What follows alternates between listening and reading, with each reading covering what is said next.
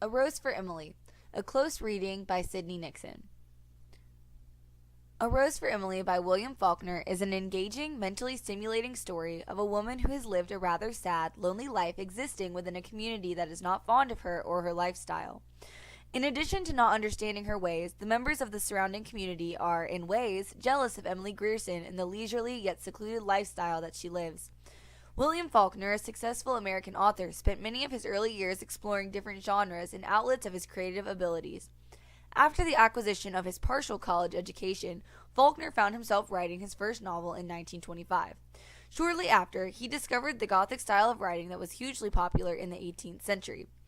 As he experimented with horrific, gloomy pieces, he discovered his true talent and knack for this type of writing.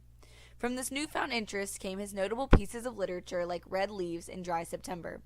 Also among these creepy works is A Rose for Emily. Faulkner's A Rose for Emily was originally published on April 30th, 1930, in a widely known magazine called The Forum. The short story quickly grew in popularity and was assigned many interpretations with time. As a reader, the story proves extremely engaging from the first encounter of the work.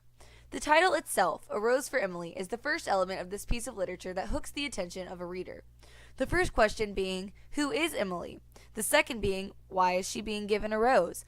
With this element of mystery kicking off an initial introduction to the short story, readers are easily intrigued and become curious about the content of the story. With many pieces of literature, the title gives some indication as to what the following story will pertain to or be about.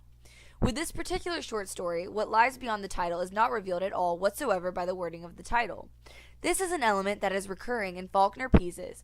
His other popular works like As I Lay Dying and Barn Burning also give little to no indication about the content of the stories. In addition to this element of surprise, Faulkner's ability to touch on serious topics like mental health is another aspect of his writing that makes the content so enjoyable and intriguing.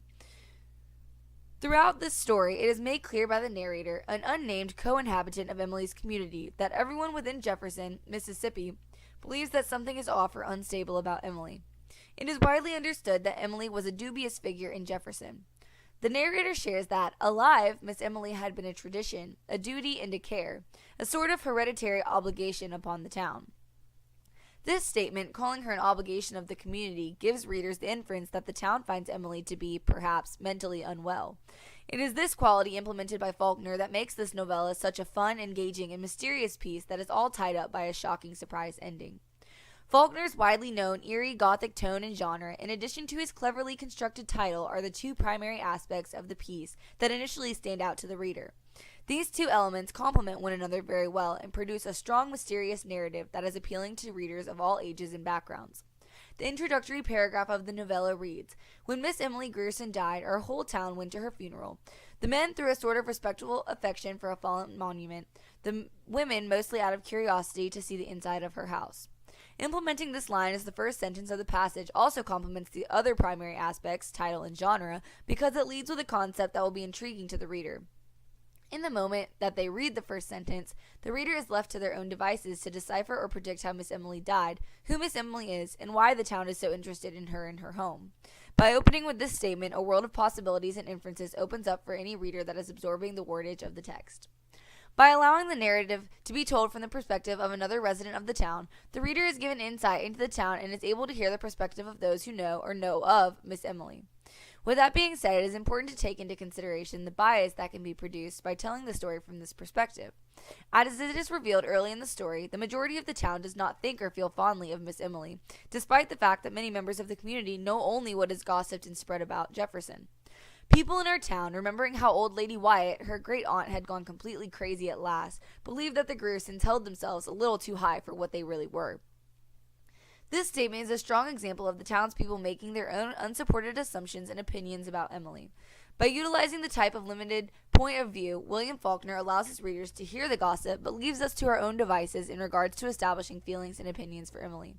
By the second section of the short story, some readers may feel pity for Emily, while others, perhaps swayed by the inclusion of the narrator's thoughts, may find Emily distasteful or a nuisance. Another manner in which readers' opinions can be influenced by the narrator's inclusions is the description of Emily that is provided. Faulkner provides a description of Emily at different stages in her life, being that the narrative takes place over many years, ranging from when Emily was a small fat woman in black to when she was dressed as usual and with no trace of grief on her face. By explaining her appearance to us in different phases of her life, readers are able to establish a sense of acquaintanceship with Emily. By feeling as though we know Miss Emily, we are able to distinguish our personal feelings towards Emily. Do we like her? Do we hate her? Do we even get a good indication of her true character? By describing her in both appealing and unappealing ways, we are provided with a sense of confusion, similar to what may have been felt towards Miss Emily by other members of the town who did not know her personally. Imagery that depicts craziness or mental instability reigns prevalent throughout this entire story. The consistent use of imagery in the work also frequently depicts death in its unsettling, poorly managed glory. In the beginning of the work, Faulkner provides the implication that the town believes Emily to be crazy. The included statements like her denying her father's death, she did that for 3 days, with the ministers calling on her and the doctors trying to persuade her to let them dispose of the body. Just as they were about to resort to law and force, she broke down and they buried her father. Provide not only a surefire indication that Emily was in fact crazy, but also provides imagery of her father's lifeless body inside Emily's home and not being handled appropriately. This mental picture of a lifeless body within a home, not properly cared for, proves consistent in the final paragraph of the story when the townspeople find Emily's lover, Homer Barron, dead in her sealed upstairs bedroom. By this point in the novel, the overarching theme of mental instability rings true, loud, and clear. The concept of repetition played a large significant part in driving the plotline of A Rose for Emily. Throughout the reading, the Board of Aldermen is referenced quite a few times, serving as to establish that there is a supposed element of authority over Miss Emily. The board attends to things such as the smell and upkeep of her home, but the true driving force of authority in Miss Emily's life is one that was not significantly highlighted in the text, but rather hidden in between the lines: her father. We remembered all the young men her father had driven away, and we knew that there was nothing left. She would have to cling to that which had robbed her, as people will. This statement outlined the lasting impact that Emily's father had on her life, even implying that he was a significant source of her problems, both mental and physical, throughout her lifetime. This interference by authority is another repeated concept in the reading. Another significant example of her father affecting her livelihood is that the reason the entire town had pre-existing notions about Emily is that her father was given special privilege by Jefferson's old mayor after he loaned money to the town. In addition to his clever use of repetition, carefully constructed narration / point of view, and imagery, Faulkner utilizes metaphors throughout A Rose for Emily. This is evident from the start of the novel when he refers to Emily as a fallen monument in the start of the narrative. The use of metaphor increases in significance throughout the novel and is used towards the end of the novel when the narrator shares, the past is not a diminishing road, but instead a huge meadow which no winter ever quite touches.